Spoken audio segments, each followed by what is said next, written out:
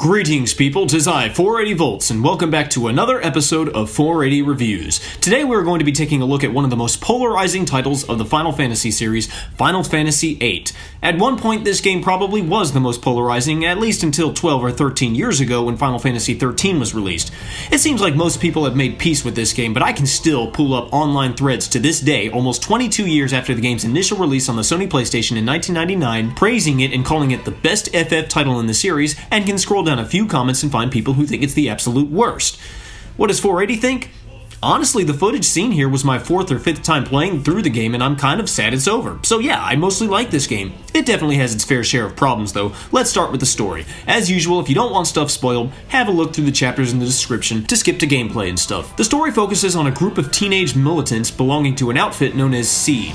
In the world of Final Fantasy VIII live powerful and dangerous sorceresses, and Seed's primary goal is to wipe out said sorceresses. Seed candidates begin their training at a very young age at a special military school called Balam Garden, although it should be noted that there are other gardens around the world like Galbadia Garden, which trains its students to join the Galbadian military. Seed students train using the assistance of powerful godlike entities known as Guardian Forces, or GFs. Even though this game creates quite the high school atmosphere, when you see students talking about their GFs, they're not actually referring to their girlfriends. The game follows a group of Seeds under the leadership of a boy named Squall on a mission to assist a resistance faction in the small Galbadian run town of Timber. The faction, known as the Timber Owls, is not exactly what you'd call an organized resistance group, basically just two teenage boys named Zone and Watts who are too incapable of doing anything, and a teenage girl named Renoa who seems to think that if she just really believes and tries hard enough, the big bad Galbadian army will go away with the assistance of a few Seeds. Problem is, she came to Garden and personally spoke with Headmaster Cid, who permanently signed Squall and his comrades to assist Timber's revolution, so unfortunately her concerns are now our concerns. During the mission, an attack is made on the life of the president of Galbadia by a student from Balam Garden named Cypher. The attack is thwarted by a powerful sorceress who seduces Cypher into submission. Squall's team, which consists of a boy named Zell and a girl named Selfie,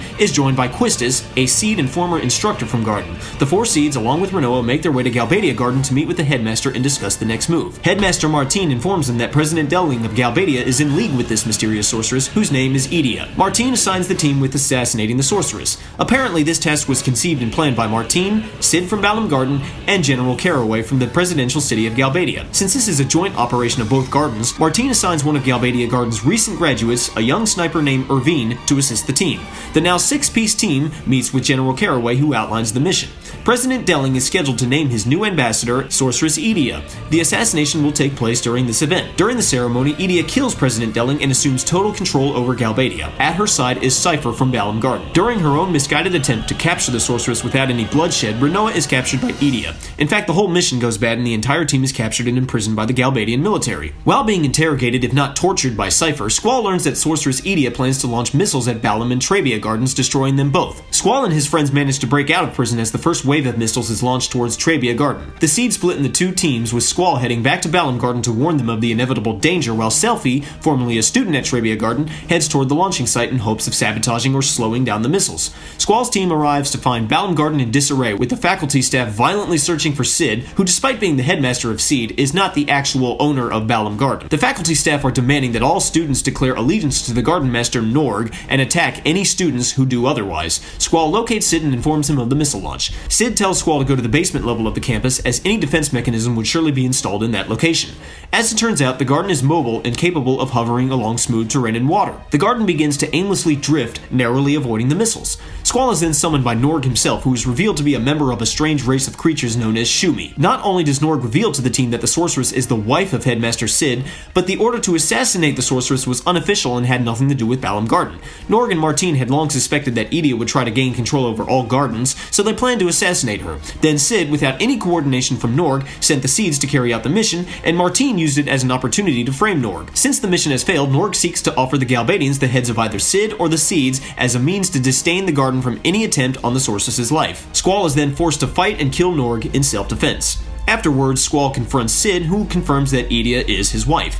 He married her knowing full well that she was a sorceress, and they were happy for many years, but then one day, Edea changed without any explanation. Sid used Garden as a training ground for seeds, recognizing how dangerous Edea had become. On 2 separate occasions towards the beginning of the game, Squall encounters a mysterious young woman in different parts of the garden, once by himself and once with Quistis. Although neither one of them recognize the girl, she seems to recognize them and calls them by name. Also throughout this whole adventure, Squall and his comrades would occasionally see visions of a trio of Galbadian soldiers named Kyros, Ward, and Laguna. These were not visions in the sense that Squall and his friends would observe these guys' actions, but rather they would see everything through their eyes, and the soldiers seemed to be aware of it to a certain degree. While various members of Squall's team see through the eyes of Kyros and Ward, Squall always sees through the eyes of Laguna. Eventually, the garden is intercepted by a small ship of teenagers claiming to be seeds. They are currently in search of someone named Elone. Squall recognizes the name as someone from the Laguna visions. In one of these visions, Laguna had settled to a small rundown town called Windhill, and Elone was an orphan little girl in this town. A woman named Rain took care of Elone like a mother, while Laguna became an uncle to her. Squall locates the mysterious girl in the garden, who is revealed to be Elone. She informs Squall that the visions are her doing. She has the power to send the consciousness of someone she knows back in time to someone else she knows. Since she is all grown up at this point, even slightly older than Squall, the events of the visions were obviously from the past.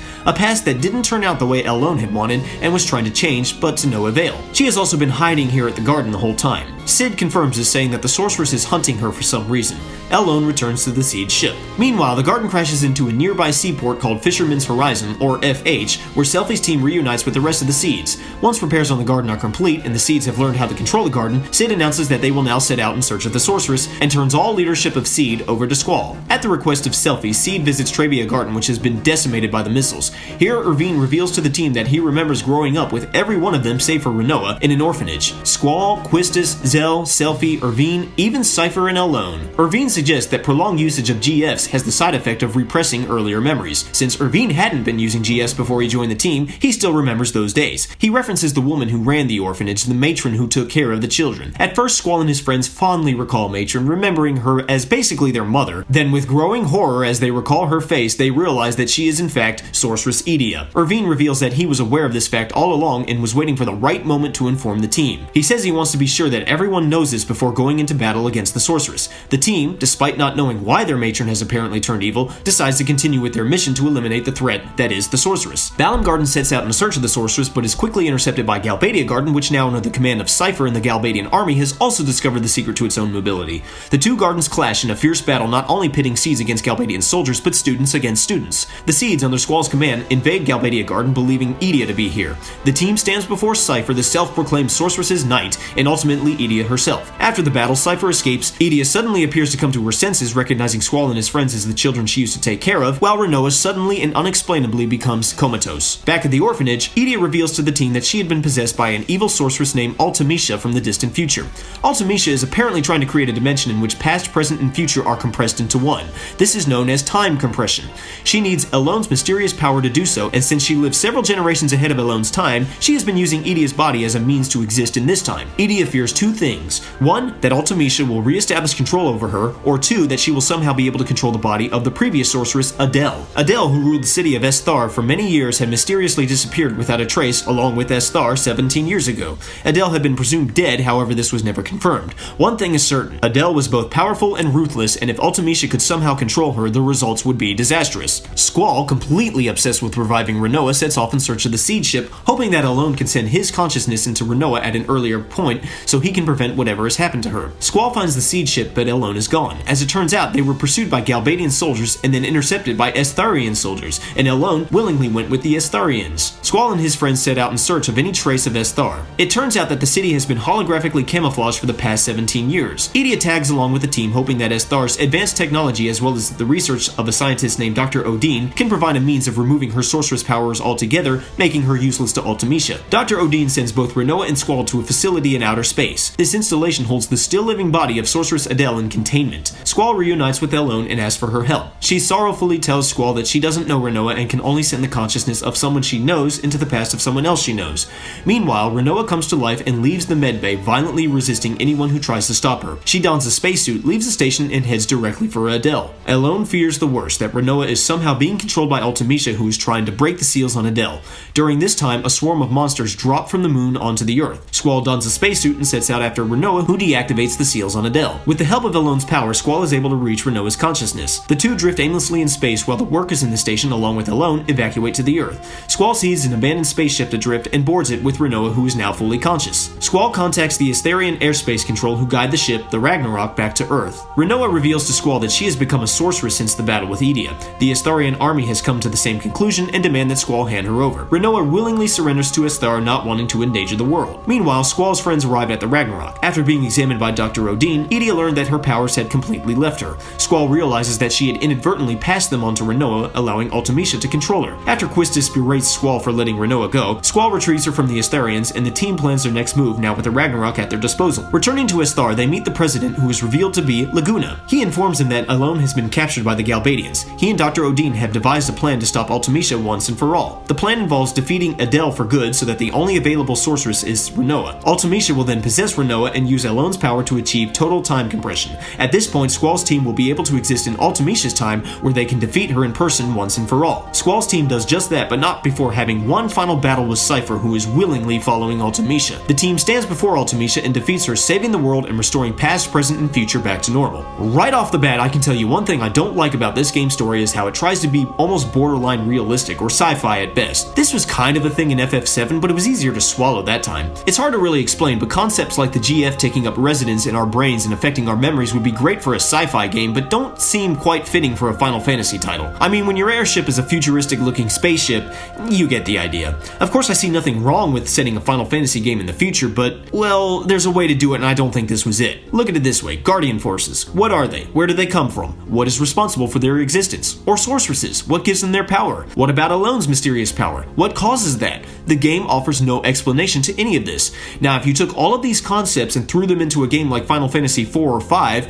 I wouldn't require an explanation. I'd say it's just FF magic. No big deal. But with this game's atmosphere, such things almost demand an in-game explanation. I mean, heck, in Final Fantasy IV, we used a magic crystal to go to the moon, where we walked across the surface with no fear of not having oxygen or any of that realism. But in this game, we actually need spacesuits and stuff. Also, I hate to say this, but Final Fantasy games are no place for time travel. Again, I'm not suggesting that this is something that needs to be avoided in fantasy worlds, and having played games like Chrono Trigger and Chrono Cross, or even Life is Strange, I know that Square-Enix is more than capable of making a good time travel story, but it just doesn't seem to work in FF titles. While this one makes a bit more sense than, say, FF1, it still gets a bit too convoluted for its own good. I'm also not a huge fan of mushy-gushy love stories, and this one really centers around that, but I guess I can't blame Square. They were just doing what sells. For some reason, people actually like this stuff, so yeah. If anyone wonders why I'm not a huge fan, it's simply because it's been done to death at this point. It's okay every now and then, but writers nowadays act like this is the only story they're capable of telling. Plus, I don't think Squall and Rinoa's relationship works all that well. Even though I'm not a huge fan of the overused amnesia plot device, I think this one was actually done on an okay level. On one hand, it's the most extreme example. I mean, literally all but two of our playable characters forgot a bunch of stuff, yet I do like that the game doesn't really suggest this until they start remembering stuff. Like, we knew from the get-go that Galuf and Terra had amnesia, and we wondered what secrets they knew, but in this game we don't ever consider it until Irvine says, "Hey, remember all this?" And then we're like, wait, how did we forget that? Also, on one hand, it seems to come out of freaking nowhere, but on the other hand, the game drops a very subtle hint at the very beginning when Squall examines his computer terminal, which includes a disclaimer stating that prolonged usage of GFs can cause memory loss. I will say, however, real-life medical amnesia doesn't really work the way video games make it work. Let's talk about playable characters. Now, one of my favorite aspects of FF7 was how every character felt real and unique. Well, almost everyone. When something works really well one time, the logical thing to do is try it a second time, right? So that means our characters in this game must be unique and original, just like in FF7, right? Wrong. Here's a brief summary of our characters. Squall's moody, Quistis is moody, Zell's hyper, Selphie's happy-go-lucky, Rinoa's starry-eyed, and Irvine likes girls. That's basically it. With a few exceptions, everyone has basically been assigned one personality trait that defines them, and they're incapable of acting any other way. There are really only two that I think were done well. The first is Squall. He actually has a lot of depth to him. At first he comes across as a moody, uncaring dude like Cloud, but as the story unfolds he shows a surprising amount of depth. To be honest, a lot of people criticize Squall by saying he's uncaring, unfeeling, or emo, and I actually really like him. I just recently saw a meme making fun of FF protagonists like Cloud, Squall, Zidane, and Tidus. It showed these guys visiting a shrink and talking about their problems, like Cloud saying he sometimes hears voices, Zidane wondering why the heck he has a tail, Tidus saying he doesn't feel real, and Squall saying he sometimes cuts himself. Of course, I immediately jumped to his defense and commented on the post like the keyboard warrior that I claim to hate so much, saying that Squall never once cut himself in this game. The poster poster of the meme jokingly assured me that he did. Look, I get it that the post was not being serious, but humor has to have some amount of realism in it to be funny. Otherwise, you're just saying meaningless things. Like this. Quistis likes to stand on her head and cluck like a chicken. Haha, funny, right? No? Of course not, because that has no relevance to Quistis at all. That's just a collection of words with her name in it. Now, saying something like, when a student talks in class, Quistis hits them with their whip would be a bit funnier as it has relevance. You know that she's an instructor, and when you see her in battle for the first time with her trusty whip, you think, whoa, better not act up in her class, huh? The joke about Squall reveals that the individual making the joke has no actual understanding of Squall's character. He's not emo, he's not unemotional, he's not even really an angsty teenager. It's really quite simple. You're ready for this? This is the depth of Squall's character, brace yourselves. He's an introvert. That's it. I know, shut the game off right now. An introvert, what has the world come to? There's a scene where Squall pours his heart out to an unconscious Renoa, something he never would have dared to do if she were awake. And this pretty much serves as the, hey, this is why Squall is the way he is moment, but I had picked up on it much earlier. Why? Because when a character speaks out loud in this game, you see a gray opaque box containing the text, but when a character is silently thinking to themselves, you see a black translucent box with the text encased in parentheses. And you will see these boxes around Squall throughout the whole game, signifying that he spends most of his time thinking instead of talking out loud, the mark of a true introvert. Every little thing he observes, he makes a mental reference to in some small way. For instance, when Quistis totally cuts Cypher down, he tells his friends to mark her down in the list. Squall of course wonders what this list is. If you've played RPGs before, you no doubt tensed up here thinking that this list must be of the utmost importance, the key to world domination itself. Later on, Cypher tells Squall that he's on his tough nut to crack list, which is really nothing that significant. So why did the game bother to show Squall wondering about it? Because the game shows you everything that goes on in Squall's head. I typically hear three main complaints about Squall, the first being that he's rude or uncaring or incapable of feeling. If you're someone who makes this complaint about Squall, it's probably because you don't understand him. I'm going to assume that you're an extrovert. Nothing necessarily wrong with that, and I'm not saying that in a condescending way like you're somehow wrong from everybody else. Not at all, you're just, well, it's different for you. You like socializing with people, you like being around people, you don't like being alone. You can engage in things like small talk. Nothing wrong with that, more power to you. You have a hard time understanding how introverts think because it's so opposite to what you are, just as we have a hard time understanding you. And yes, I speak as a Class A introvert. Oh, you might think that I'm outgoing because I ramble on like a fool in my videos, but the truth is, the thing that makes that easy for me is that no one is around me and my microphone. If I were in a room filled with people, it would be a whole lot harder. I could do it, but it would take a lot of time for me to warm up to everyone, and it'd have to be on a subject I'm really passionate about, like video games. Oh, if you start talking to an introvert about something they love, you might find it next to impossible to get them to shut up. And if you somehow manage to work your way into said introvert's heart, and they decide that you are their friend, you'd better be prepared to be their friend for the rest of your life, because we don't let our precious few friends get away from us. I've read studies on introvertism. Is that even a word? The squiggly red lines on my screen suggest that it isn't a word. You know what? I'm officially certifying it as a word with all the rights and privileges thereof. And they usually say something like, it's not that introverts don't like people, it's just that it's more taxing on them to be around people and they need time to be by themselves to recharge. I don't know that that's entirely accurate. It may be for some introverts, but in my case, I really just don't feel the need to be around people. I just get annoyed by things like small talk. Make your conversations meaningful and worthwhile. I don't know, that's just me. As part of the same complaint, I've heard people say that they have a hard time swallowing this whole Squall is supposed to be the leader thing. Well, you're not alone. Squall doesn't get it either. I heard someone once say that a leader should communicate his true feelings to his followers and encourage them and such. That may be true in most situations, but see it as a military outfit. They do things differently, or at least that's the impression I've always gotten. I grew up watching Star Trek, and being there for the crew and encouraging them and telling them how proud you are is not the job of the captain, it is the job of the first officer. That's the person who is in a high position of authority, yet is still one of you to a degree. The captain, however, is held to the very highest of pedestals. You don't socialize with a captain, you don't ask about their personal feelings, you simply do what they tell you. That's the mentality of Squall. Quistis may be someone he grew up with, but once she became an instructor, he looked at her with a totally different perspective. She was the instructor, he was the student. Their relationship was strictly professional, at least to him. I swear, everyone seems to forget that this is a military outfit except for Squall. He's the only one who remains focused on his mission, at least until Renoa goes into a coma, then he becomes just as mentally unstable as everyone else. Look at it this way. Selphie gets caught up in things like being in a band and planning the garden festival while Squall focuses on his mission. Zell gets carried away and wants to run into action guns blazing and then opens up his big mouth and says the wrong thing at the wrong time while Squall thinks his actions and words through carefully. Even Quistis, who's had more field experience than everyone else, has that moment where she tells Renoa very bluntly that the best thing she can do is stay out of our way, we're professionals, we know what we're doing. And then Quistis starts thinking with her feelings and decides to leave her post and apologize to Renoa. This triggers a sequence of events that almost results in Quistis' team not being where they were supposed to be at the appointed time. Squall never would have made that mistake. Another complaint I've been hearing recently is that Squall is too trusting, that he believes every word out of Cid's mouth and blindly obeys. I guess I can kind of see where this is going, but you have to remember that Squall has lived most of his life at Garden and has been trained and conditioned to follow orders. We could almost assume that Cid is some sort of father figure to Squall. I'm gonna be honest here, the reason why I like Squall so much is that he reminds me so dang much of myself. His introvertism is not caused by one thing, but rather a combination of several things. One of them is the fear of getting close to someone who then disappears completely out of his life. At the orphanage, Elone was like a big sister to him, and then suddenly she was gone, so Squall is afraid to let himself get close to people, fearing that one day they'll suddenly be gone and he'll be alone again.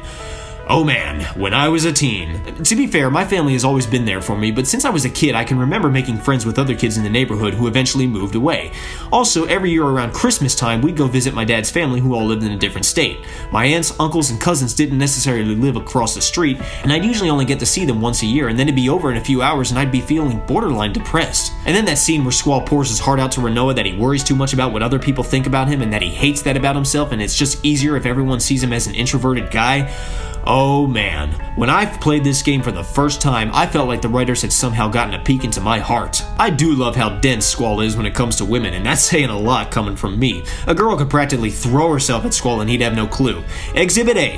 Quistis asks him to meet her at the secret area where students quote-unquote talk after curfew, and Squall asks if they're going there to round up students who are violating curfew.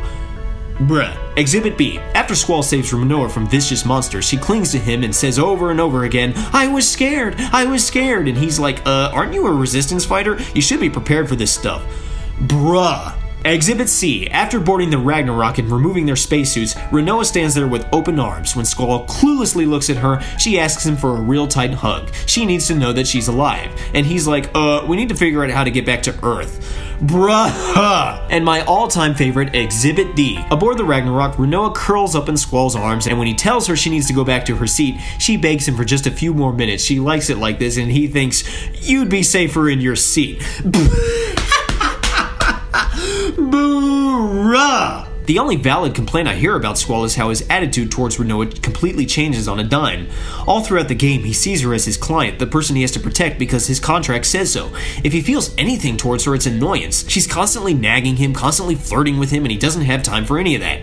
Then she becomes comatose, and all of a sudden he freaks out and can't concentrate on anything. He becomes obsessed with her. He starts wishing to hear her voice, to see her smile. All of this would be okay if it wasn't for the fact that it comes out of freaking nowhere. Look, I get that the game was obviously going for the whole thing where he doesn't like her at first but gradually warms up to her, and it could have been done too, but there needs to be some indication of it. Now I know what you're thinking. 480, I want to be just like you when I grow up. 480, isn't this just part of his introverted nature? Maybe he did start liking her but just didn't show it. Well, need I remind you that we've been given the privilege of seeing inside Squall's thoughts this entire game, and not once did he ever think of her as anything other than an annoyance. Worst of all, once he risks his life to save her and she wakes up and starts flirting with him again, he acts like he doesn't care or doesn't know. Oh well. The rest of the characters aren't that deep. Zell is basically Mr. Hyperpants. He's okay, but not that great.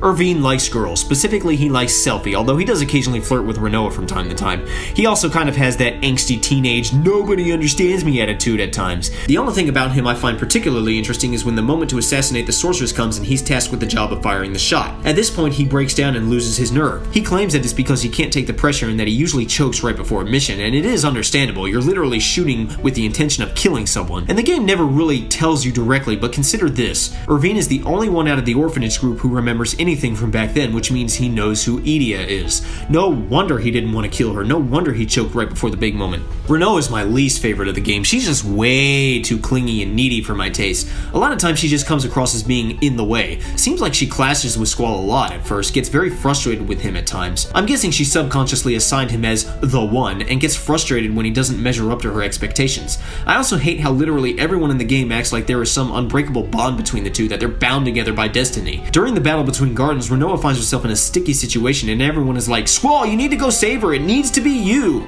Why? Why Squall? He's supposed to be leading the garden. His post is at the command center. What can he do that y'all can't? Thankfully, once Renoa learns that she's become a sorceress, she becomes much easier to sympathize with, recognizing that she's now a potential threat and not wanting to endanger her friends. I don't rightly know what to make of Quistis. In some ways, she's very similar to Squall, but there are times when she's a bit more clingy like Renoa.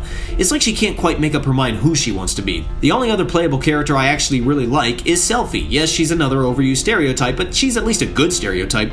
She's our bouncy, cheerful, bubbly girl of the game. I like her for two reasons. One, she's insufferably adorable. Two, she's got a bit of a dark, twisted side to her that we don't really see in any of the other girls like her in other FF titles. She's a little on the crazy side. Moments after chanting love and peace, she suggests that we find the president's train and blow it to smithereens with a rocket launcher. Or when trying to figure out how to escape from prison, she suggests skinning the strange creature that brings them food and using its hide as camouflage, and when everyone stares at her like she's out of her flippin' mind, she claims she's just kidding, and Zell thinks to himself, "Doesn't sound like you are." Basically, she's one of the cutest, happiest, most energetic girls you ever meet, but don't piss her off as she actually knows how to use nunchucks.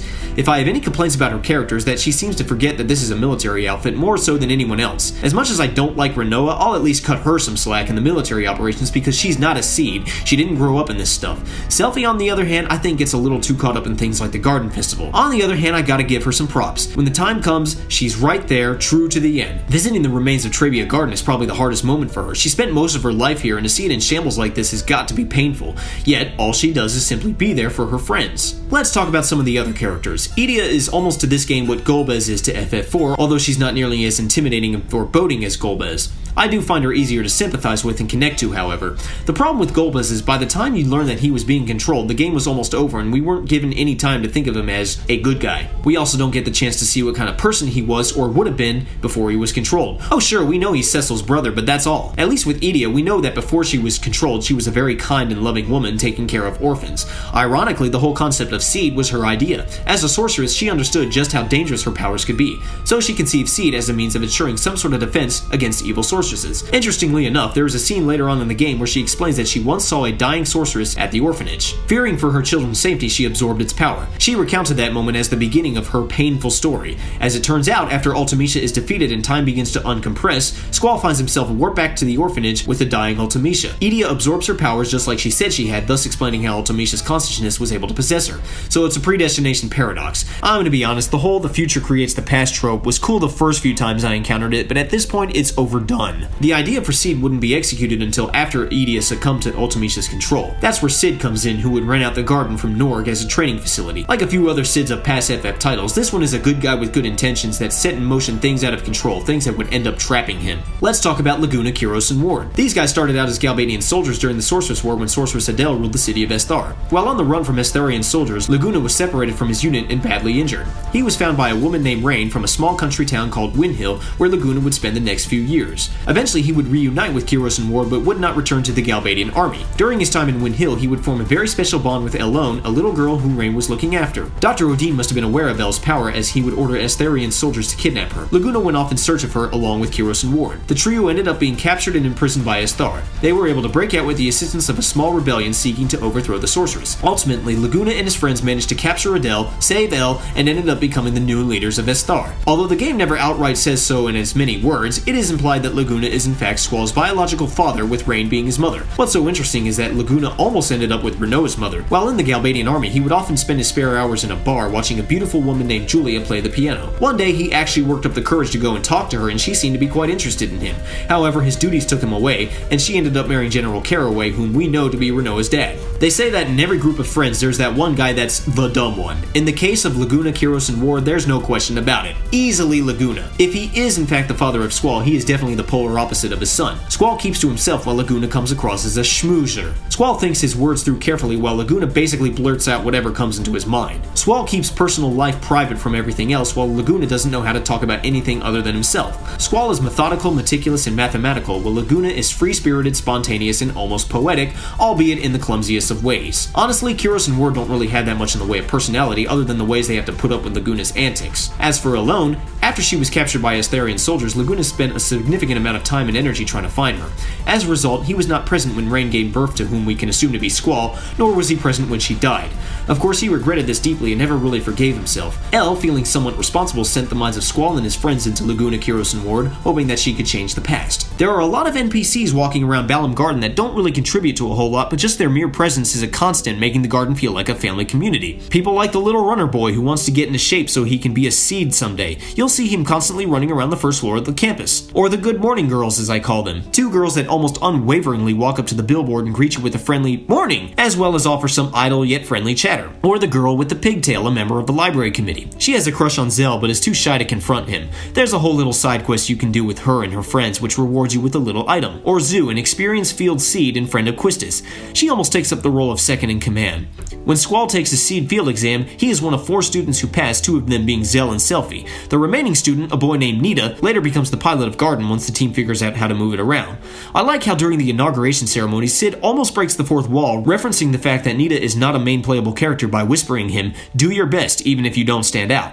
I also like that Quistis has her own fan club at Garden, and it doesn't just consist of thirsty boys, although there are a few of them, but some girls as well. I assume since Quistis is so much younger than the other instructors, barely a year older than Squall, these students still kind of see her as one of them. Now for antagonists. Nord feels kind of forced or last minute in my opinion. Don't much care for him. You can actually visit the Shumi village where he's from and meet his people. They're actually a friendly bunch, albeit a little out in left field. Like in previous titles, we've got a Biggs and Wedge here. This time they're Galbadian soldiers. You'll fight them a couple of times in the game. They serve mostly as comical relief. Towards the end of the game, they finally get so fed up with their jobs that they quit and we never see them again. Fujin and Rajin are Cypher's best friends. At first they're students at Garden, but when Cypher goes rogue, they follow him. You'll fight them a couple of times in the game. It's not that they necessarily have any quarrel with Squall and his friends. If anything, they're not comfortable with having to fight against their former fellow students, but they want to be loyal to Cypher. In the end, they do leave him. Not because their loyalty runs out, but because they can clearly see that he is being used and manipulated, and they want things back to the way they were. As for personality, Rajin tends to talk a lot and bungle around a lot, while Fujin is quite intimidating.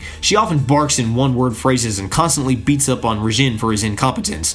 Towards the end, though, she drops the tough girl act and has a very real and heartfelt dialogue with Cypher. As for Cypher, he grew up in the orphanage with Squall and friends and became a student at Garden. Something of a bully, he enjoyed picking on kids like Squall and Zell. He becomes frustrated with the fact that he has failed the seed exam several times while Squall, Zell, Selfie, and Nita pass on the first try. He becomes even more frustrated when Squall's team is sent to assist the Timber Owls, especially since he already had a previous relationship with Renoa. When he takes matters into his own hands and tries to assassinate President Delling, the sorceress appeals to his fantasies and convinces him to join her. The thing is, Cypher's a romantic. Now, I don't mean that in the context that most of you are probably thinking. I mean, he's a dreamer. He's got big ideas and big ambitions. He's the type that wants to go out in a blaze of glory and have his name written down in history books or his face immortalized on tapestries. He lives for the thrill of recognition and accolades. And so he takes on the role of the sorceress's knight. Again, something of a polar opposite of Squall, who never seeks a position of leadership or grandeur, and in fact just wants to do his job. And now for the big bad chick herself, Ultimecia. Well, okay, here's the thing. If Idia is the Golbez of this game, then that naturally makes Ultimecia the Zamis of this game. On one hand, she's much easier to accept as main villain than Zamis because of how early her name is dropped. A huge problem for Zamis, at least from my perspective, was that by the time we learned of him, the game was almost over, and I'd simply gotten used to the idea that Golbez was the bad dude.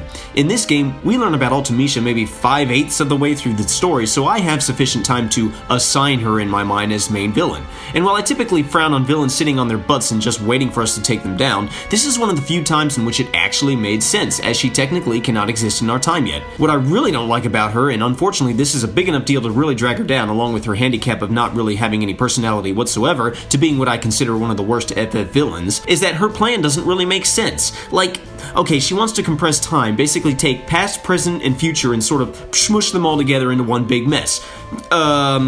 Okay, like, What are you gonna do with that? What's your reason for wanting this? The game does a really good job telling you what she wants to do, but never once does it explain why she wants to do it. At least Zamus's motivation made sense. Kefka just wanted to destroy everything because he was sick in the head, and even Sephiroth's reasons made sense. There's a scene where Dr. Odin basically says, "You're probably wondering why Ulti wants to compress time, huh?" And I'm like, yes, I am very much wondering that. Please enlighten me. And he's like, there could be any number of reasons, but it doesn't really make any difference. Let's just try and stop her. In other words, the writers came up with this crazy idea that could work if better explained, but never thought to include a motivation. Look, I get it, the writers were probably on something when they came up with this, as they probably are when they come up with a lot of stuff, but was there no point in which anyone at all was lucid enough to say, guys, why exactly is she doing this again?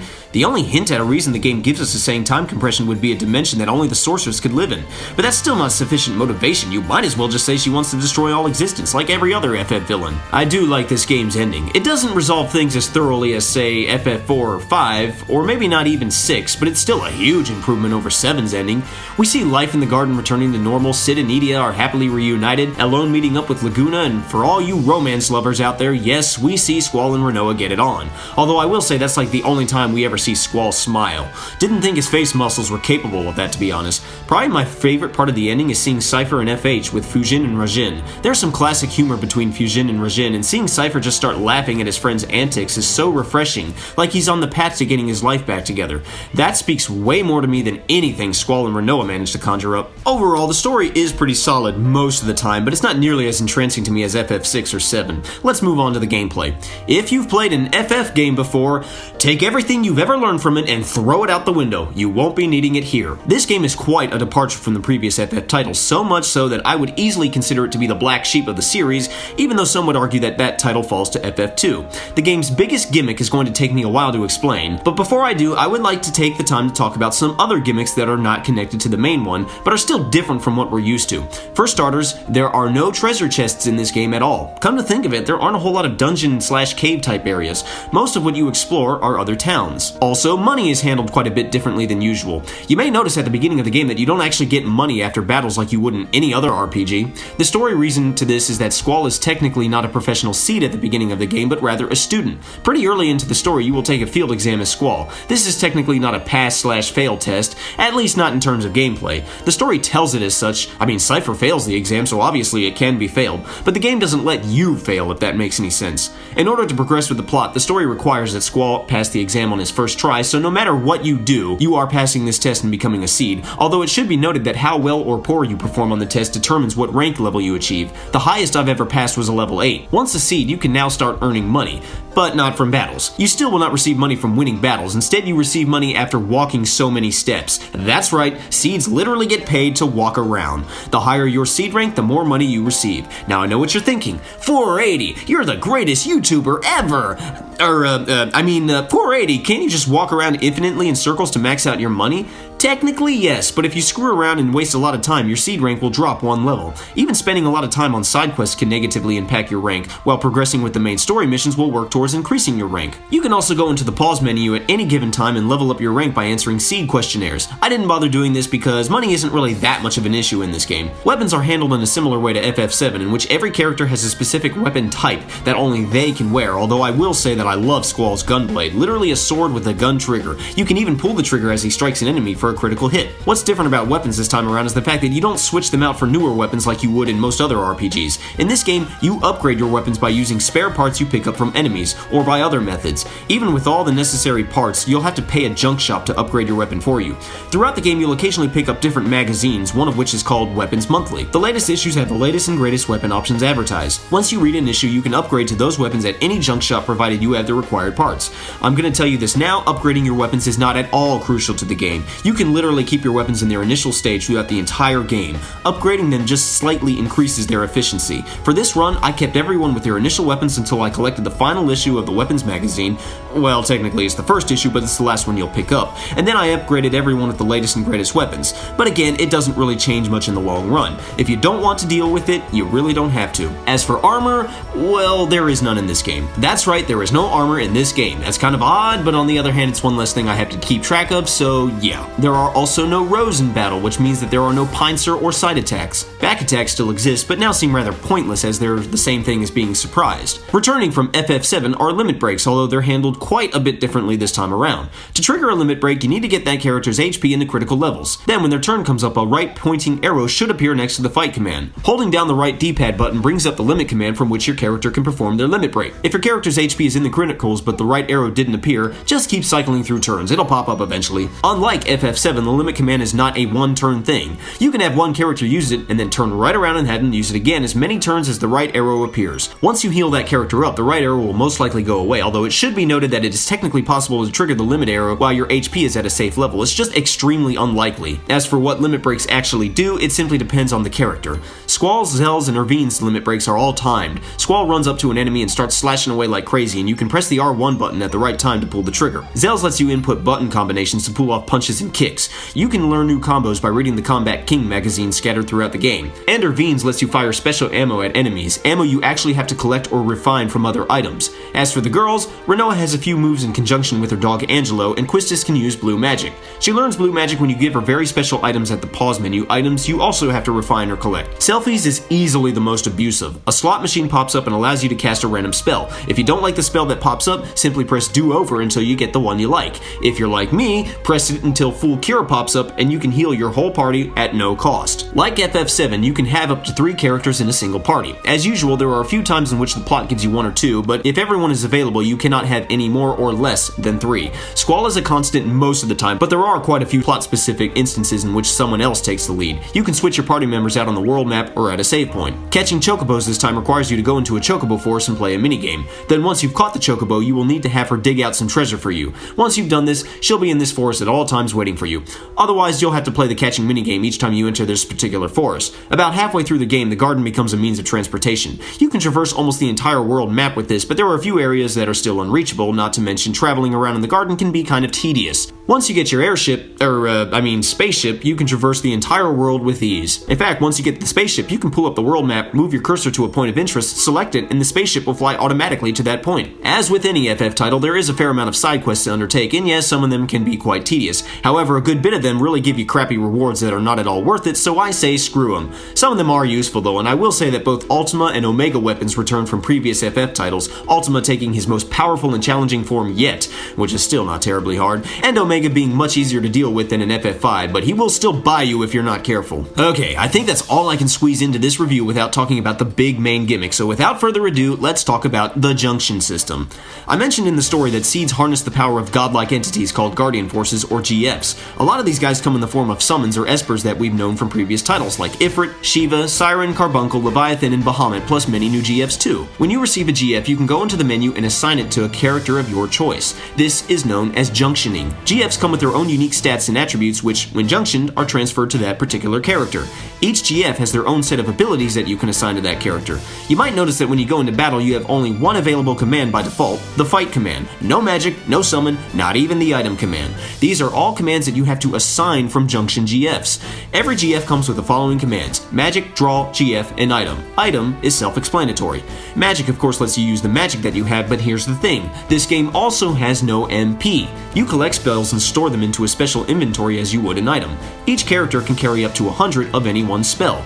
If Squall has 8 blizzards, 3 waters, and 22 cures, he can cast Blizzard 8 times, water 3 times, and cure 22 times. As for collecting magic, there are a few ways to do this. Throughout different areas of the game, you'll see pink swirly haze thingies on the ground. These are called draw points. You'll find these everywhere, in caves, villages, even a few invisible ones on the world map. A draw point contains a specific magic spell, and when you examine it, you stock up on that particular spell, although your character has to have the draw command assigned in order to draw from a draw point. Also, how much of that spell you draw is somewhat randomized from a measly 1 to as high as 19, if not higher. The number depends on how powerful the spell is and how high that character's magic stat is. Once you draw from a draw point, it is spent and undrawable for some time. The exact amount of time seems to be randomized as well. Enemies in battle carry different spells as well, and with the draw command assigned, you can draw magic from them during the battle. When you draw magic from an enemy, not only can you stock it to your inventory, but you can also cast it right then and there. I'm going to tell you now, this is how you are going to be stocking up on the majority of your magic. Draw points are cool, but not very efficient. The best way to get magic, sadly, is to draw it from your enemies while they proceed to beat the crap out of you. Okay, to be fair, their turns seem to take forever to come up, and sometimes they have healing spells spells on them, so if your HP gets too low, you can draw cast a nice cure spell to make you feel better.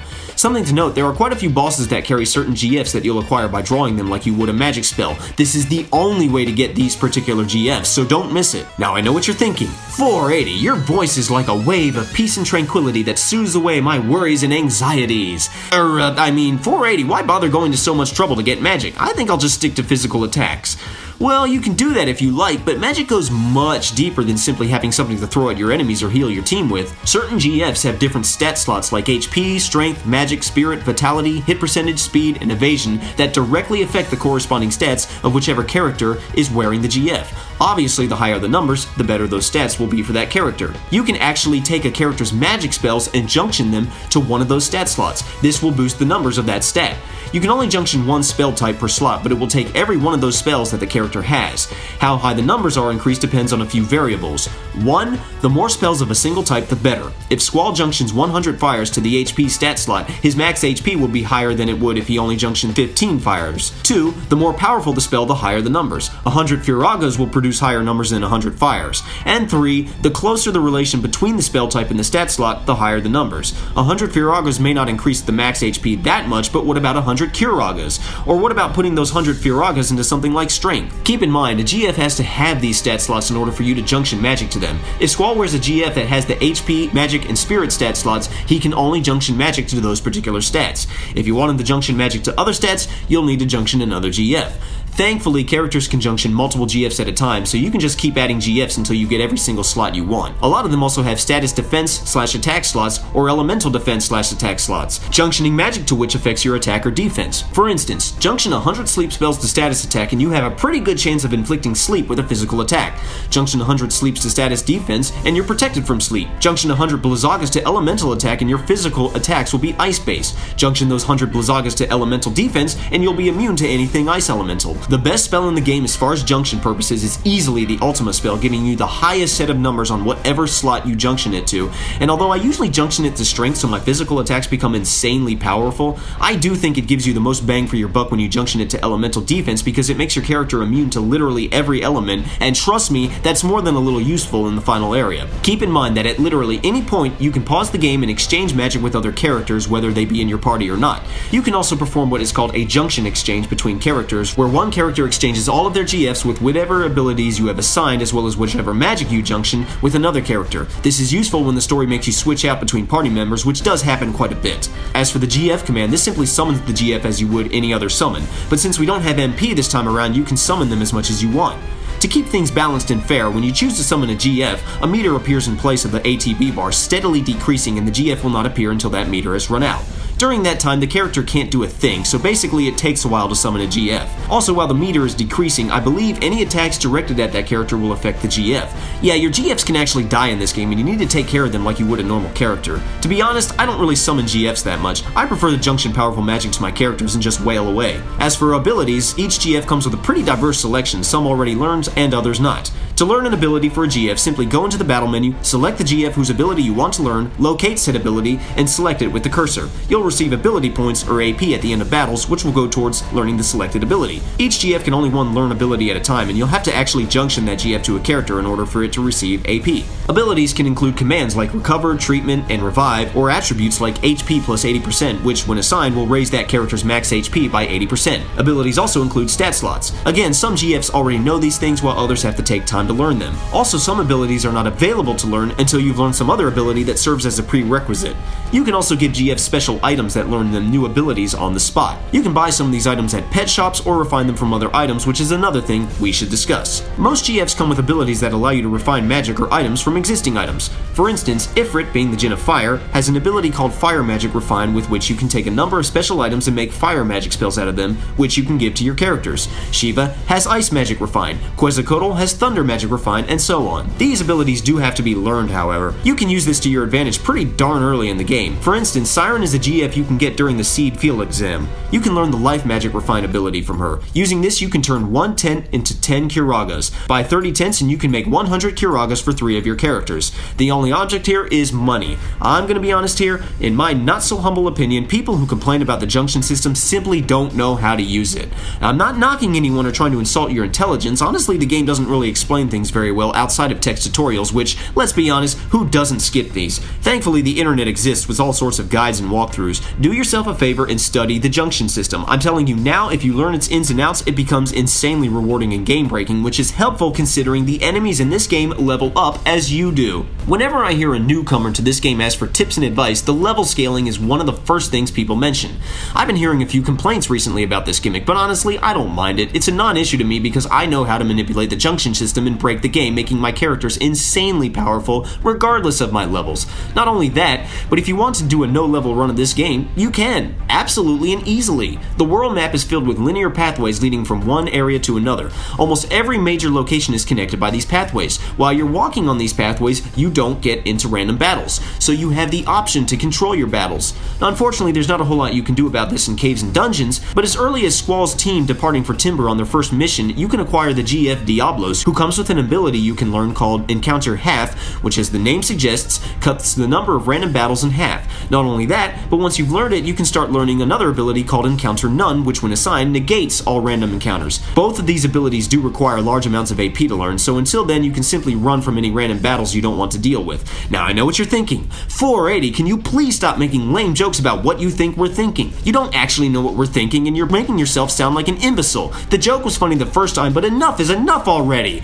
You're probably right, but let's pretend that what you really were thinking was 480. What about boss battles or other forced encounters? You have to fight Diablos to get him as a GF, and you have to win battles to get enough AP to learn Encounter None. How about this? Boss battles, GF battles, and other forced encounters do not reward you with experience points. They still give you AP so you can still learn these abilities, but only the battles that you don't have to fight give you experience. The game goes out of its way to make sure that you really don't need to gain any levels if you don't want to. All that being said, if you are planning to do a no-level run of this game, you should stay away from getting the Toneberry and Odin GFs. The only way to get the Toneberry GF is to defeat the Toneberry King, and he only appears in the Central Ruins after you've defeated somewhere around 19 to 22 regular Toneberries, which do give you XP. As for Odin, he's not a normal GF. You can't actually junction him, but in fact, after you've defeated and acquired him, he will randomly appear at the beginning of a normal battle and insta-kill the enemies. If he decides to show up, there's literally nothing you can do. You won't be able to run from the battle in time, and you'll be forced with unwanted XP. So you really don't want to take the chance unless you already have Encounter None.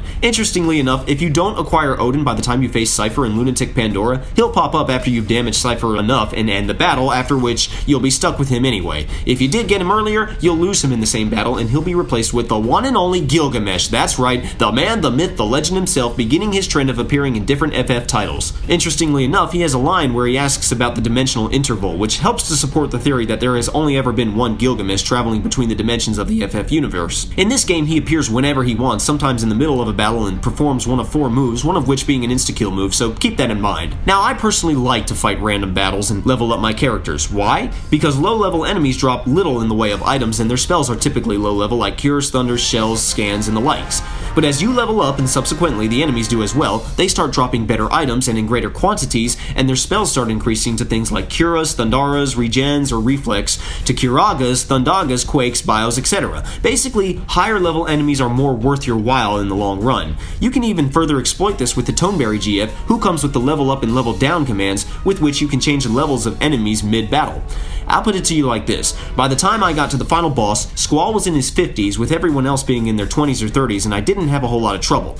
Then again, I had the most powerful spells junction like Ultima, Meteor, Flare, and the like, so again, the key to making this game your slave is not to level up like crazy, nor to avoid leveling up, but simply to master the junction system. I'm telling you, you would not believe how insanely overpowered you can get early on in this game. Let's talk about another big gimmick of this game, Triple Triad. At the beginning of the game, a random student hands you a bunch of playing cards. He says that someone gave them to him, but it's not really his thing. He informs you that you can challenge people to a card game by walking up to them and pressing the square button. The card game is called Triple Triad. Basically, you and your opponent play with 5 card hands each on a 9-space board. When all 9 spaces have been filled, the game ends and whoever's hand has more cards wins. Each card has 4 numbers, 1 on top, 1 on bottom, 1 on right, and 1 on the left. When 2 cards are placed next to each other, the numbers determine the outcome. If my opponent places a card right above mine and his bottom number is greater than my top number, my card will be flipped and will now belong to him. If his bottom number is less than my top number, nothing happens. If I place a card to his card's immediate left and my right number is greater than his left number, I'll flip his card around and so on. Flipping cards does not allow you to use them, at least not during this particular match, but it will determine who has more cards at the end of the match. If I flipped one of his cards in a match, he now only has 4 cards while I have 6, making me the winner. Also, once I flipped one of his cards, he still has the opportunity to flip it back provided he has cards with sufficient numbers. If the match ends with both of your cards at 5 cards, it's an obvious draw. When you win a match, you get to take some of his cards. Which ones and how many depend on the trading rule in place in your current region. Before you begin a match, you can see what trading rule is in place. 1 means that if you win the match, you can take 1 of his cards, any one of them whether he played it or not. Difference means that the number of cards you choose is derived from the difference between the number of cards in your finishing hands. For example, if I win the match with 6 cards to his 4, I get to take 2 of his cards because 6 minus 4 is 2. If I've got 7 and he has 3, I get to take 4 of his cards. And if I finish with 8 to his 2, I just automatically get all of his cards because the difference would be 6 and our starting hands are only 5. Same deal if I had 9 and he had 1, although that rarely happens. All means that when you win a match, you'll get all of his cards. Please keep in mind that when losing a match, he gets your cards based on the same rules.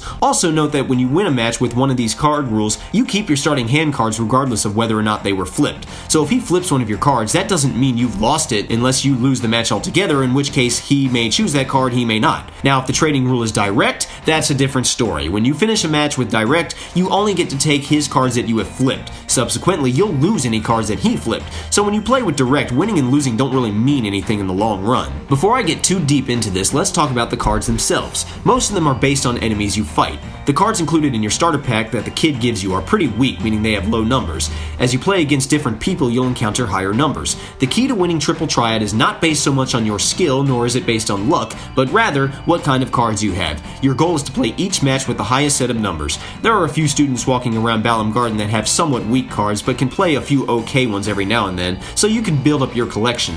Do note that not everyone is a card player, so if you walk up to someone and press the square button and they don't say anything about cards, well, they don't play. A good way to get some decent cards early on is using the card ability that you can learn from the Quetzalcoatl GF. This allows you to turn enemies into cards, although you do have to get their HP low enough for it to work. Most enemies and bosses are known as common cards, meaning that you can have multiple amounts of those cards and you can get them from various people walking around the world. Triple Triad is not limited to Balam Garden. Oh no! Every single region in the world contains multiple people who will play cards with you if you but ask. There are also rare cards in the world. They are the only ones of their kind and usually found through very specific methods. Every single GF has its own card, as well as every playable character and a few non-playable characters, even Renoa's dog Angelo, whose card you can win from Watson Timber. In most cases, the character cards are held by people that have some sort of connection to that character. You can win Zell's card from his adopted mom, Renoa's card from her dad, Quistis' card from a thirsty fanboy, Selfie's card from her best friend in Trebia Garden, Laguna's card from Alone, and Edia's card from Edia herself. Then some of them don't really make sense, like winning Cypher's card from the headmaster Sid, or Irvine's card from the mayor's wife in FH. Rare cards are almost always going to have really good numbers on them. Oh, and you can win Squall's card from Laguna, further suggesting that Laguna is his dad. There's even a card for Biggs and Wedge, as one for Fujin and Rajin, although these are common cards. Keep in mind that if someone has a particular card you need, they may not always play it at first. If they don't, just keep playing them over and over again until they put it in their hand. As for GF cards, you typically get these after you've acquired that GF, but there are some instances where you'll need to look elsewhere.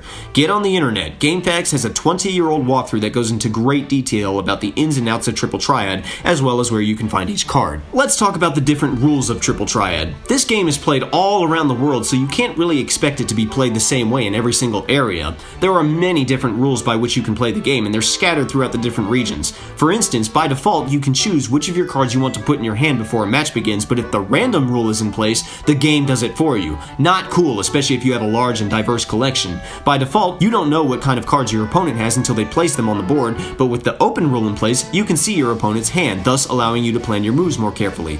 There are many different rules to play with, and most of them can be hard to deal with, at least for me, but I guess that means I suck at them. Sometimes when you challenge someone to a game, they'll say something along the lines of, "Oh, you know some rules that we don't use. Let's play a game with your region's rules and ours." This is known as mixing rules. Here's how it works. Let's say I play a game at a certain location, say Balam, which has the open rule. Now let's say I leave Balam and go someplace else, say Timber, which has the same rule. For a time, I will be carrying, as it were, Balam's rules. Not everyone is a rule mixer, and most people will be content to just play cards with Timber's rule of same, but a few specific people will want to mix rules. If I say yes, we'll play a game with both Balam's rule of open and Timber's rule of same. After you've played a game with mixed rules, there is a chance that the rules of the current region will change slightly. permanently. In this case, Balam's rule of open may spread throughout Timber, making it a new permanent rule. And if the region you're playing in has more than one rule, all but one of them can be abolished. A region always has to have at least one rule at all times. You'll get a notification telling you exactly what has happened.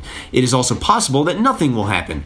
Eventually, the rule mixer will stop asking you to mix rules and just start playing with that region's rules. All of this is based on random number generators, so if you're trying to abolish or spread a certain rule in a certain region, you should perform a hard save before challenging the rule mixer, so that if the outcome is not what you want, you can reload and try again. You also don't have to finish a match to change the rules around. You can accept to play and then quit as soon as the card game screen loads. Also, if you don't want to mix rules but need to play someone who is a rule mixer because maybe they have a particular card you want, just keep challenging and refusing to play until they quit asking to mix rules. As for the trading rules, those remain stagnant throughout regions, although they have a pretty wide area of coverage. There is only one person who can change the trading rules, and she is found near the beginning of the game in the town of Balam. She is a beautiful lady called the Queen of Cards. She travels the world and monitors the different card playing rules. She plays with whatever trading rules she wants and can influence the trading rule of that location. If you play her in Balam and she plays using Direct, there's a good chance that all of Balam will begin using Direct. If you're trying to spread a specific trading rule, just keep challenging her and quitting until she uses the one you want, but keep in mind that it doesn't always take, so after you've beaten her, be sure to challenge somebody else nearby and make sure they're using the desired trading rule.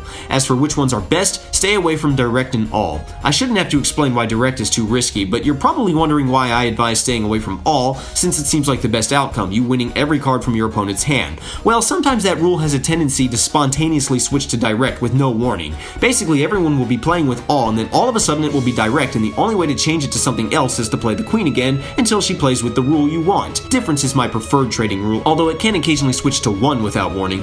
This is somewhat annoying, but 1 is still a safe rule, albeit a little tedious. You might think, having earned the title of Queen of Cards, she is one of the best players in the game. Nothing could be further from the truth. She is not hard to beat in the slightest. In fact, it's rather difficult to lose to her if you're at all competent. Believe it or not, you do want to lose to her from time to time. If you lose a rare card to her, she informs you that she's grown bored of this area and she's going to go visit some other place. After that, she won't play you again, and once you leave and come back, she'll have left already.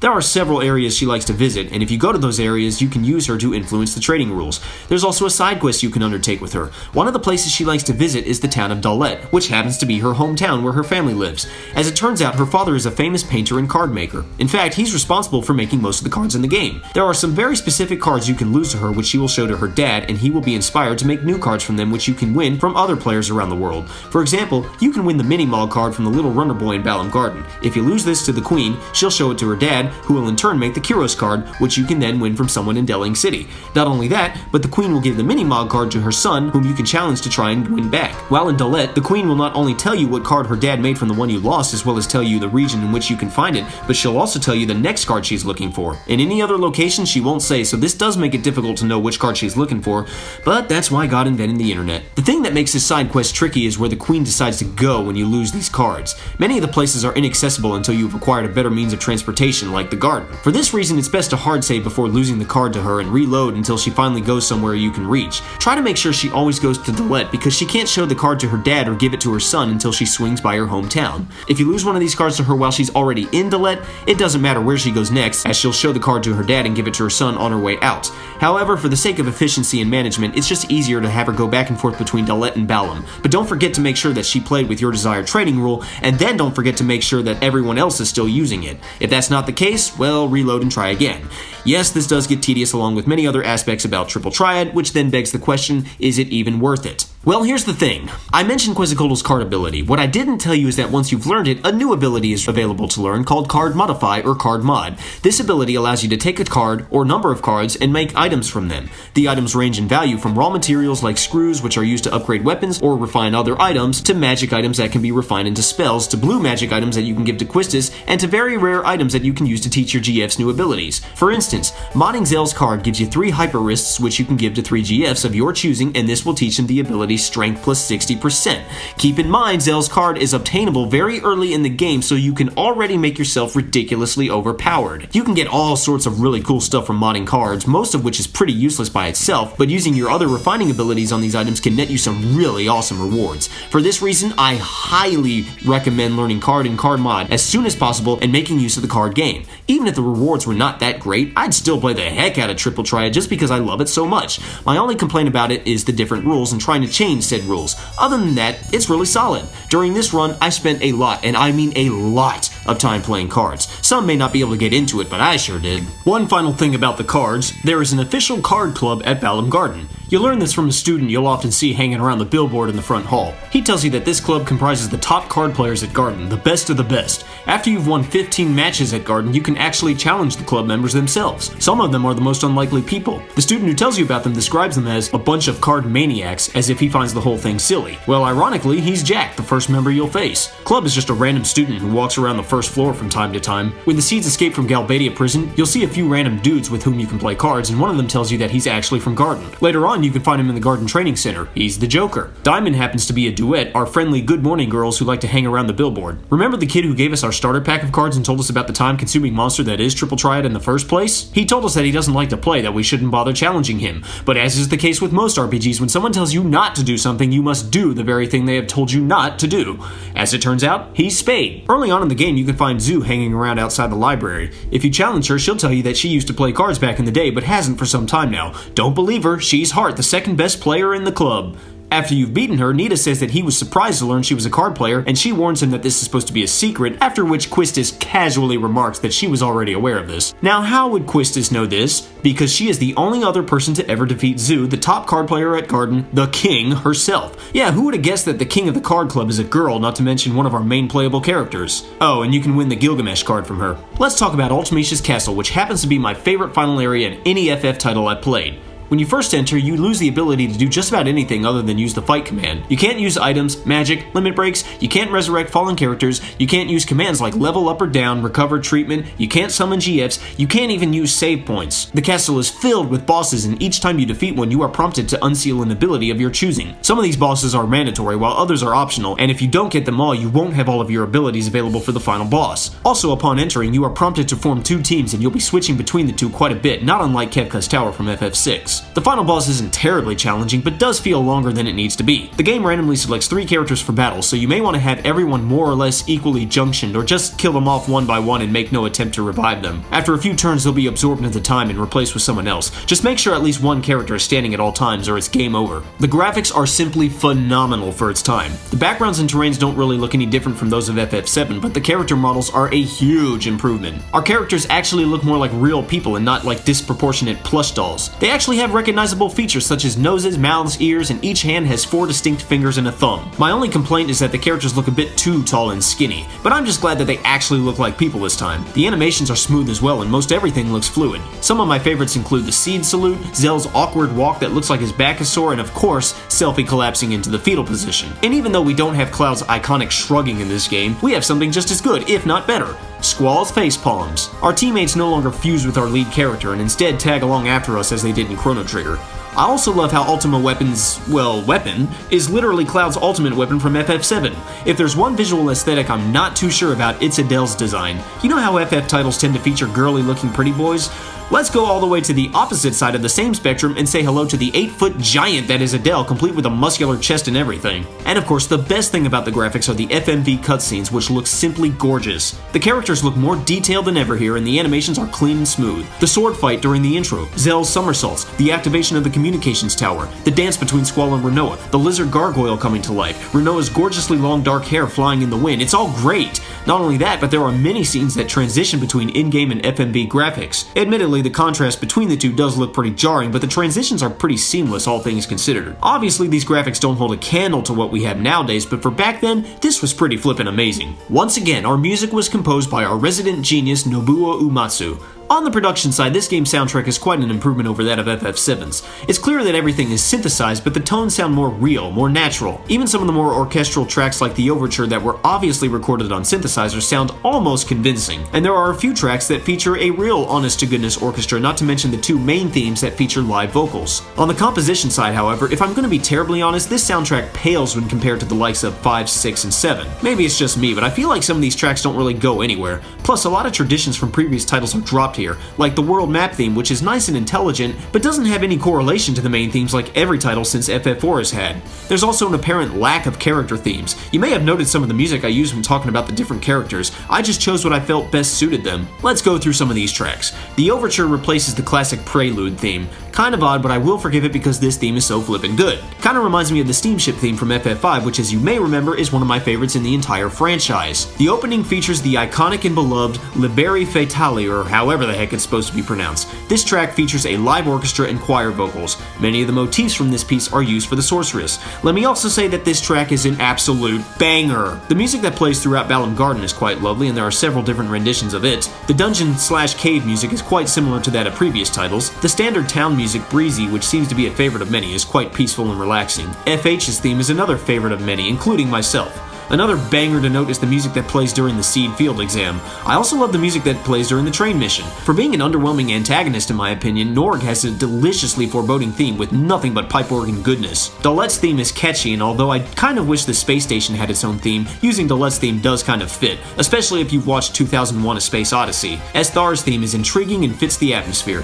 The sorceress theme is fitting for her, whether it be used for Ultimecia or Edea during her possession. The main love theme between Squall and Renoa is called Eyes on Me, which according to this game's story was written by Julia. There are several different versions of it, the main one being a pop ballad featuring Chinese vocalist Fei Wong. I'm gonna be honest, I don't much care for it. I know a lot of people love it, but it's too flowery and cheesy for me. The music that plays during Triple Triad is so catchy and almost never gets old for me. I say almost because I did start to grow a little tired of it during this run, but I played so much of Triple Triad and heard this theme so much. This game has one of my favorite Chocobo themes in the franchise. Not sure if it's my absolute favorite, but it's up there. The standard battle music is epic and kind of reminiscent of FF7, or at least to me. The boss battle theme is just as rockin' as ever. Like FF7, the victory fanfare has the classic intro jingle, but then goes into a completely different theme. The music that plays during the fights with Edea is cold and foreboding, and that scene where she stabs him with a spike of ice, There is a separate battle theme for Laguna called the Man with the Machine Gun. It's awesome, enough said. Ultimecia's Castle?